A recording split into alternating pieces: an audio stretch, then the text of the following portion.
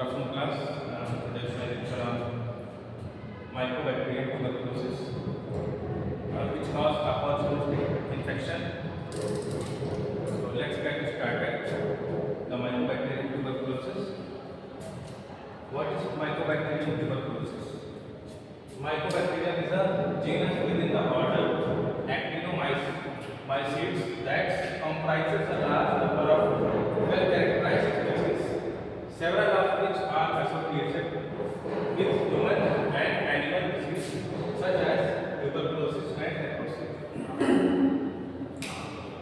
Mycobacterium एक genus है जिसमें जो इस ऑर्डर का है एक्टिनोमाइसीटेट्स ऑर्डर का है, ठीक, और जीनस इसका माइकोबैक्टीरियम है जो लार्ज नंबर में स्पीशीज पाई जाती है इसकी, जो ह्यूमन में और एनिमल में कई तरह की डिसीज कॉज करती है, जिसमें से एक ट्यूबरकुलोसिस और लेप्रोसी भी आती है।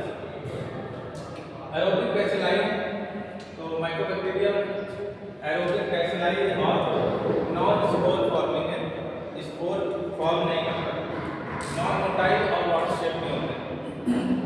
तो जैसा पिक्चर देख रहे हैं रॉड शेप में पाए जाते हैं और नॉन मोटाइल है, वो एक जगह से दूसरी जगह लोकोमोशन नहीं करते।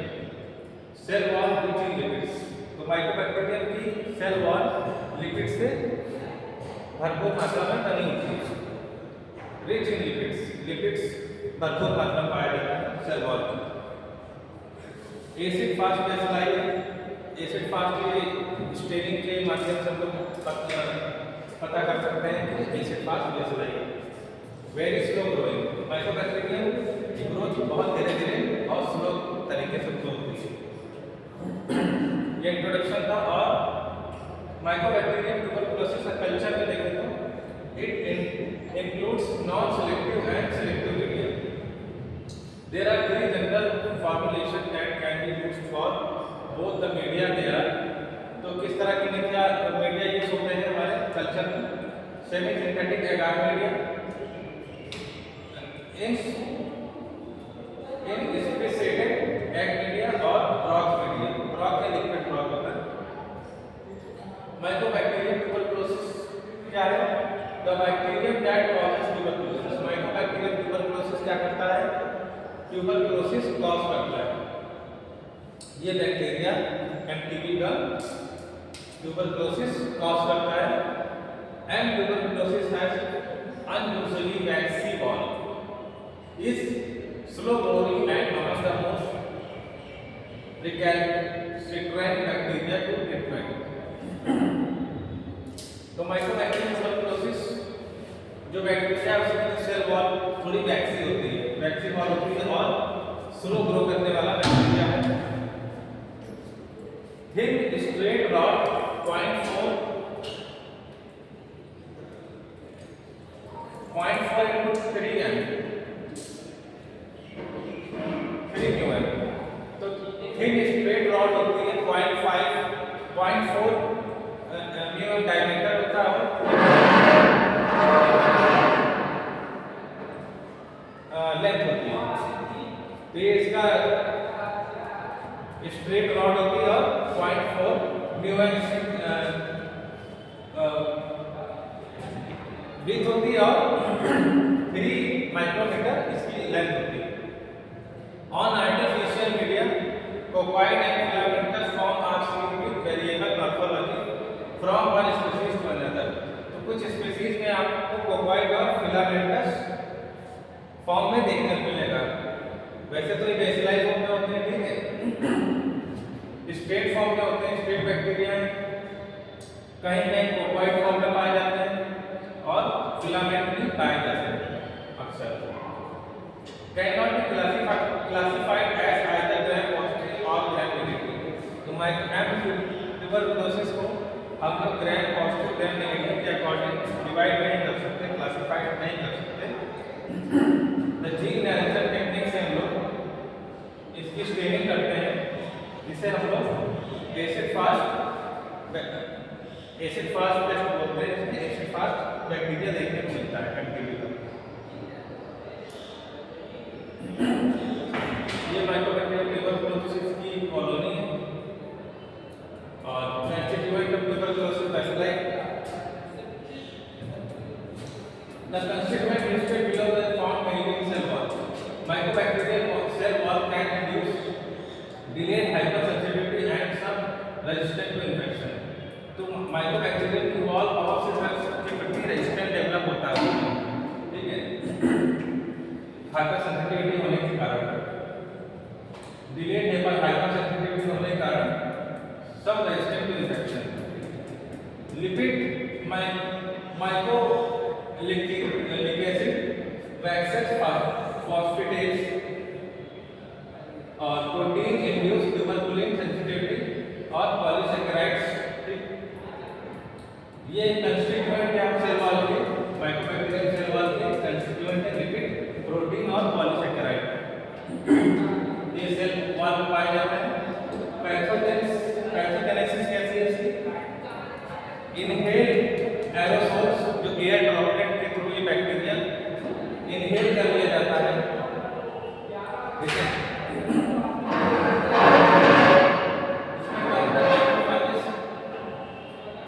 और बैसिलाई रेप्लिकेट, मैक्रोफागस डेड हो जाते हैं, बैसिलाई रेप्लिकेट करता है.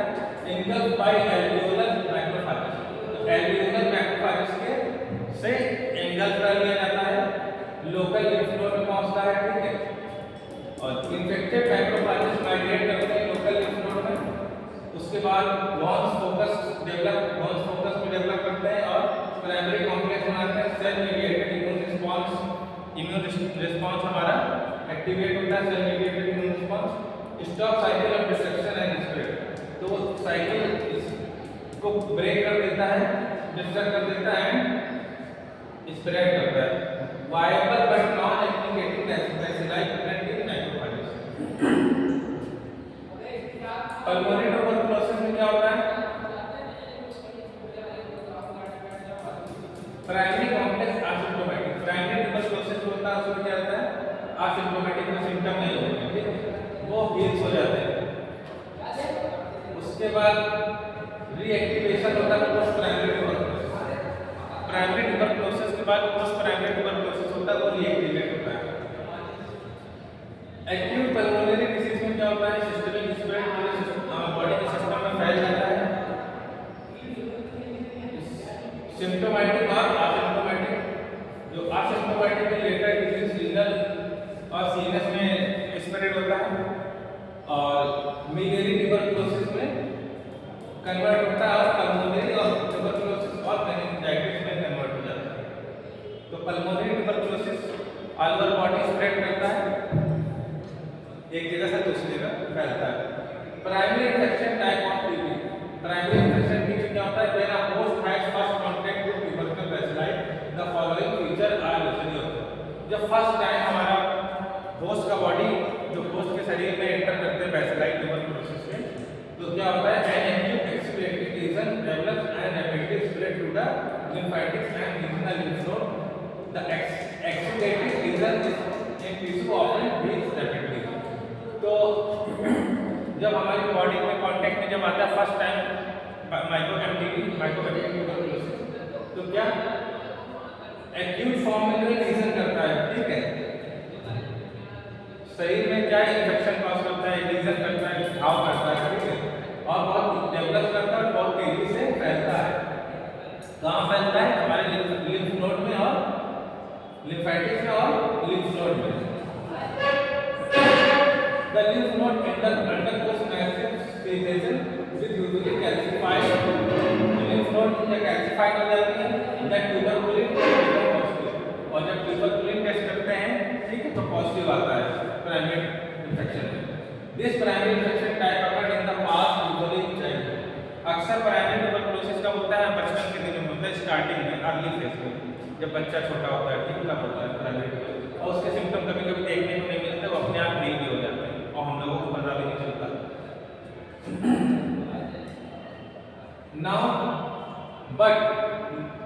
Now frequently adults who have remained free from infection and therefore tuberculin negative in early life. बाद में क्या होता है?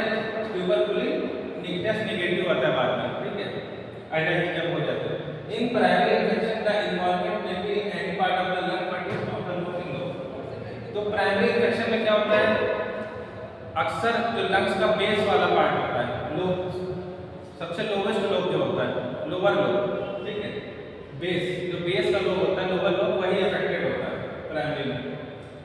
रीएक्टिवेशन टाइम ऑफ ये ट्यूबरकुलोसिस फिर से रीएक्टिवेट होता है, पहले प्राइमरी ट्यूबरकुलोसिस और फिर बाद में जो असिम्प्टोमेटिक होता है, कोई सिम्टम नहीं प्रोड्यूस करता है, बाद में क्या होता है वो रीएक्टिवेशन होता है ट्यूबरकुलोसिस का। The reactivation time is usually caused by tubercle bacilli that have survived in the primary.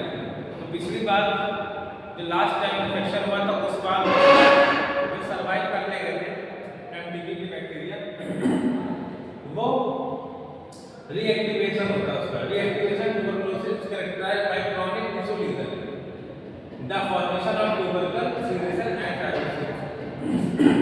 तो ट्यूबरकुलोसिस एमटीबी के बैक्टीरिया रीएक्टिवेट होने के बाद क्या कॉज करते हैं, प्रीफॉर्मेड ट्यूबरकल प्रोड्यूस करते हैं, गांठ ट्यूबरकल मतलब गांठ की तरह की गांठ प्रोड्यूस करते हैं, सीरेशन एंड और फाइब्रोसिस, और टिश्यू में फाइब्रोसिस डेवलप करते हैं, ठीक है, वहाँ टिश्यू का हार्डनिंग हो जाता है, फाइब्रोसिस टिश्यू में ट्यूबरकल प्रोड्यूस करते हैं और हार्डनिंग प्रोड्यूस करते हैं।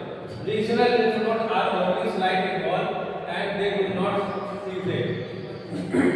तो रीजनल लिम्फ नोड जो होती है हमारी cervical lymph node, axillary lymph node, ठीक है, इन सब में देखने को मिलता है। The reactivation time always begins at the apex of the lungs where the oxygen tension PO2 is higher. तो अक्सर जो है लंग्स की अपर लोब से स्टार्ट होता है क्योंकि वहां पर PO2 हाई रहता है। These difference between primary infection and re-infection or reactivation are attributed to resistant and hypersensitivity induced by the first infection। तो ये प्राइमरी और सेकेंडरी ट्यूबरकुलोसिस जो होता है ये हमारी टोटल इम्यूनिटी पे डिपेंड करता है। हमारी इम्यूनिटी जितनी स्ट्रांग होगी तो हमें जन्म से लेके बाद तक जो भी हमारी इम्यूनिटी सिस्टम है, इम्यून सिस्टम हमारा स्ट्रांग रहेगा तो प्राइमरी के बाद फिर सेकेंडरी ट्यूबरकुलोसिस होने नहीं पाएगी, ठीक है। ये माइकोबैक्टीरियम ट्यूबरकुलोसिस के बैक्टीरिया के हमारे एयर वे के माध्यम से हमारे लंग्स में पहुंचते हैं, वहां पर ये अपनी ग्रोथ करते हैं, ठीक। वहां पर क्या होता है, कैविटेटिंग लीजन पर क्रॉस करते हैं, ठीक। वहां से वो लीजन से बाहर आके स्प्रेड होते हैं, ठीक। और लिम्फ नोड में persistent mycobacteria in primary lymph node lesion and lesion free lymph node. तो यह लिम्फ नोड में भी इन्फेक्शन कॉज करते हैं, वहां पर भी अपनी कॉलोनी बनाते हैं, ठीक है, ग्रोथ करते हैं। ट्यूबरकुलोसिस के सिम्टम कौन से हैं? पल्मोनरी ट्यूबरकुलोसिस में प्रोडक्टिव कफ आएगा, ठीक। प्रोडक्टिव कफ का मतलब बलगम के साथ खांसी आएगी, रात में पसीना आएगा, नाइट स्वेट। और प्राइमरी ट्यूबरकुलोसिस में क्या देखने को मिलेगा, नाइट स्वेट देखने को मिलेगा, भूख कम लगेगी, पुअर एपेटाइट, वीकनेस दिखेगी, फीवर दिखेगा, ड्राई कफ होगा और गैस्ट्रोइंटेस्टाइनल सिम्टम, पेट में कुछ सिम्टम देखने को मिलेगा। और रिटर्न ऑफ डोरमेंट ट्यूबरकुलोसिस में क्या देखने को मिलेगा आपको, उसमें भी पुअर एपेटाइट होगी, नाइट स्वेट आएगा और क्लोराइटिस की ट्यूबरकुलस क्लोराइटिस की चांस देखने को मिलेगा, ठीक है।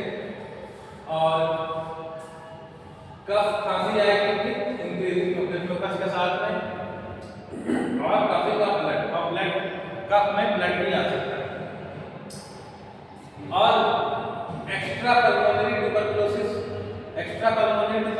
क्या होता है, हमारे लंग्स के अलावा किसी और रीजन में ट्यूबरकुलोसिस हो जाता है, तो एक्स्ट्रा पल्मोनरी ट्यूबरकुलोसिस बोलते हैं।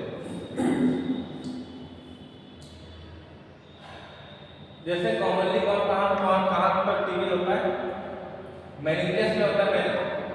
ट्यूबरकुलोसिस कहाँ मेनिंजेस में हो सकता है, लिम्फ नोड में हो सकता है, बोन और जॉइंट्स में हो सकता है, और जेनिटल यूरिनरी ट्रैक्ट में हो सकता है, ठीक है, जेनिटल एरिया में बोन का टीबी हो सकता है, मेनिंजस का टीबी हो सकता है और लिम्फ नोड का टीबी हो सकता है। डायग्नोसिस इसकी कैसे होगी टीबी की? स्पेसिमेन कौन सा? फ्रेश स्पूटम ले जाता है सैंपल से, गैस्ट्रिक वॉशिंग लिया जाता है, यूरिन का सैंपल जा सकता है, प्लूरल फ्लूइड अगर लंग्स में पानी भर गया तो प्लूरल फ्लूइड भी लिया जा सकता है, सीएसएफ का एग्जामिनेशन किया जाता है, जॉइंट का फ्लूइड भी लिया जा सकता है, अगर बोन और जॉइंट का टीबी है जॉइंट फ्लूइड भी लिया जा सकता है, और सीएसएफ का लिया जाएगा तो मेनिंजस का ट्यूबरकुलोसिस होगा, और ब्लड का सैंपल लिया जाता है, और जिस अदर सस्पेक्ट मटेरियल जहां भी शक हो वहां पर लिया जाता है। स्मीयर स्पूटम का स्मीयर लिया जाता है, एक्सुडेट जो पास निकलता है उसका स्मीयर लिया जाता है, और other material is examined for acid form reflect. तो जील नेल्सन स्टेनिंग करने के लिए ये स्मीयर टेस्ट किया जाता है, स्मीयर लिया जाता है। स्टेन और gastric washing and urine generally are not recommended because saprophytic mycobacteria may be present at yielding a positive stain. Fluorescent microscopic auramine rhodamine stain is more sensitive than acid fast stain. If acid fast organisms are found in appropriate specimen, this is presumptive evidence of mycobacterial infection.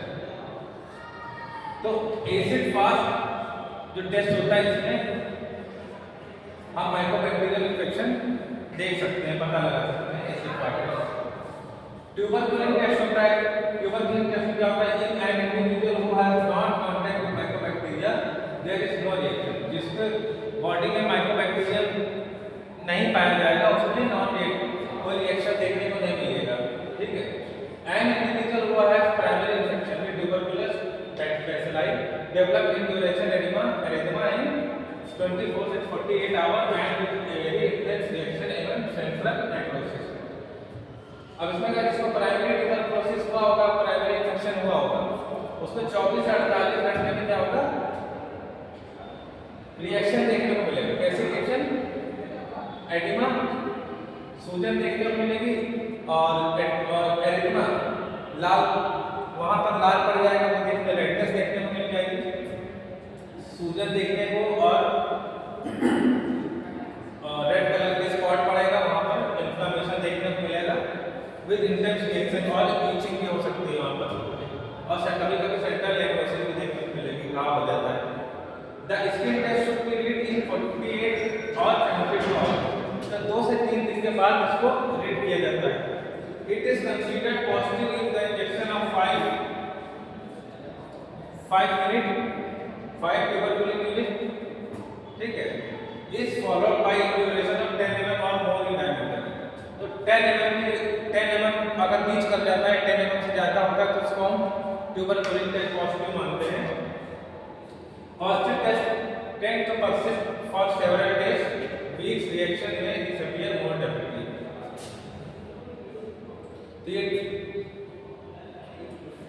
तो 0.5 due दिया जाता है यहाँ पर injection, ठीक है, tuberculin का dose. उसके बाद हमें यहाँ पे 10 mm के डायमीटर में हमें देखने को मिलेगा रिएक्शन।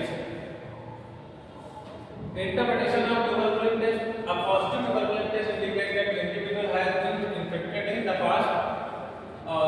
पॉजिटिव ट्यूबरकुलिन टेस्ट ये भी दिखा सकता है कि रिसेंटली उसे ट्यूबरकुलोसिस का इन्फेक्शन हुआ था। It does not imply an active disease or infectious disease related। अच्छा, इससे ये नहीं पता कर सकते हैं कि पास्ट में इसको कुछ समय पहले ट्यूबरकुलोसिस से हील हुआ था तो भी ट्यूबरकुलिन टेस्ट पॉजिटिव होगा। Tuberculin positive person are at risk of developing disease from reactivation of the primary infection, whereas tuberculin negative person who has never been infected are not subjected to this stuff, now they may become infected from external। अच्छा, जिसका tuberculin test positive आया है मतलब उनको बाद में दोबारा भी टीबी के चांस हो सकते हैं, लेकिन जिनको कभी नहीं हुआ है उन्हें केवल और केवल एक्सटर्नल सोसाइटी ट्यूबरकुलोसिस हो सकता है, उनमें रिएक्टिवेशन के चांस नहीं होते। ट्रीटमेंट क्या होता है? एंटी ट्यूबरकुलस ड्रग चलती है, और जिसमें तो रिफाम्पिसिन, एथाम्बुटोल, पैरालिनामाइड और एमडीआर, मल्टीपल एक्शन ट्यूबरकुलोसिस। ये तो एंटी ट्यूबरकुलोसिस ड्रग हो गई, एमडीआर लगा, और किसी को मल्टी टीआरटीबी में अलग मेडिसिन होती है। नॉर्मली जो है हमारे रिफॉक्सिन, एथामुटाल, पायराजेनामाइड होती है। ठीक है, तो आज